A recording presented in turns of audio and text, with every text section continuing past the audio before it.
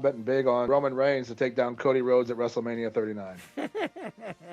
You know, it's funny because I saw that, the whole WWE and the predetermined matches wagering kind of thing. And I always think about it because I'll never forget when I hit the Grammys one year. Beck beat Beyonce. Beyonce was his huge favorite, and Beck won for Album of the Year, I think it was. I've been out of the loop for a while.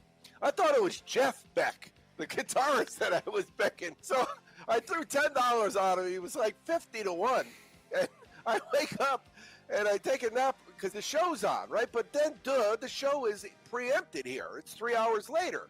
So my money, I look at this $510 in my account. 500, I don't even need to watch the show. And of course, there was a big stink, because everybody thought Beyonce should have won. And that concludes episode 1 of Music Line Mania. Yeah, there you go. I tell you this, if you know any of the writers for the WWE, you can reach out to them and you can get the answer before the show happens, and then you win the money. Who are the guys with the envelopes, Mo? What's the name of that company? They do it every year, the same company. Deloitte and Touche? Yes, Deloitte and Touche. If you said that to a date on a first date, you probably wouldn't get a second date. Deloitte and Touche. We'll call it a She would tush. slap you. No, that's Deloitte and Douche. That's where I work.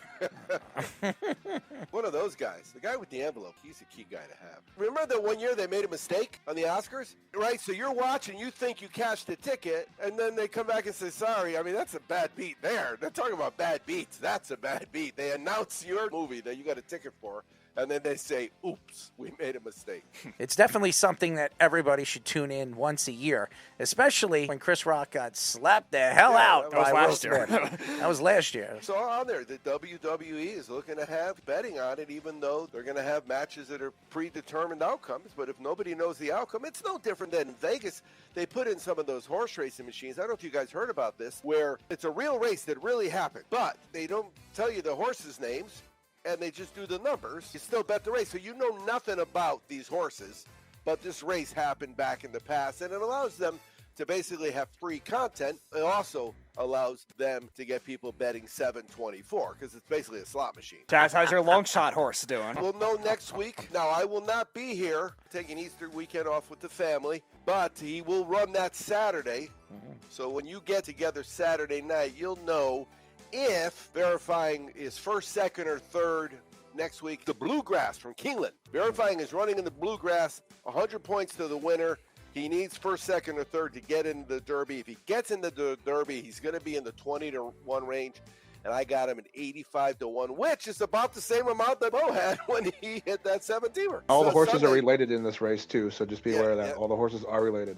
Yeah, Wow. They are. They all come from one horse. That's crazy. That horse knows how to sleep around. Yeah, my first dog with papers, and I looked at the papers, and like 3 down on the right was his great-great-great-grandfather, and 6 down on the left was the same friggin' dog.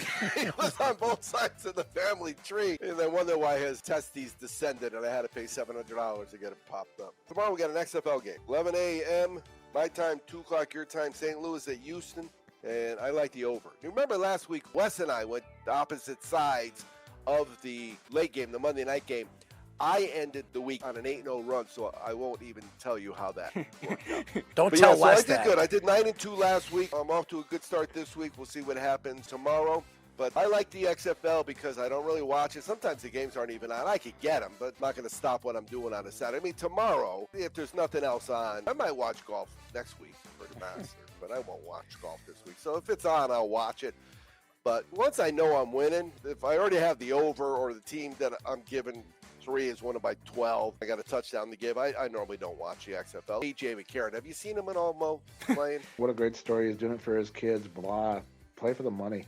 I feel like everyone play for the money. And it really is. It's not tough to be a standout quarterback in a league that's really, really poor. McCarron's was a good quarterback. He played well with Cincinnati. Bottom line is, doesn't he have a ring? College, not NFL. Not NFL. No, but he's got a ring at his house, right? I ain't got any rings. I played football in college. I ain't got no rings. I think A.J. McCarron could still play in the NFL. I think he could be a competent quarterback as a backup and maybe could start again. I don't think he ever got another chance as a starting quarterback. And if you remember A.J. McCarron, it was really his girlfriend that everybody remembers. I remember that. Yeah, too. nobody really cared about A.J. McCarron. So did Brent Musburger,